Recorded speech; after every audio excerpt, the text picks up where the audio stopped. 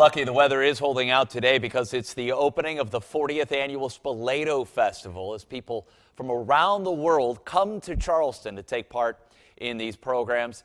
Artistic caliber of the highest regard. News 2's Annie Taylor joining us now live outside the Gilliard Center, where the festival returns for the first time in many years, and that, Annie, is probably one of the biggest highlights for this year's festival.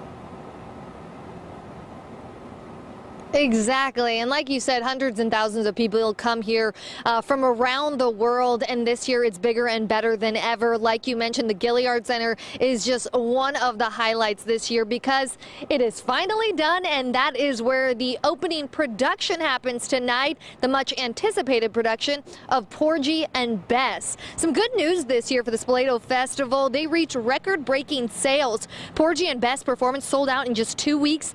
And today representatives with the Spoleto Festival say that they could reach $3.7 million in ticket sales this year. Something special about this year's festival, the Emmanuel 9. They will be honored in several different ways throughout the festival, including today. Also, today is not only a special day here for the city, but also for Mayor John Tecklenburg. The pastor from Emmanuel AME Church giving our invocation this year, which I think will be really meaningful and powerful. And of course we also have Mayor Tecklenburg, and he will be making his very first opening proclamation.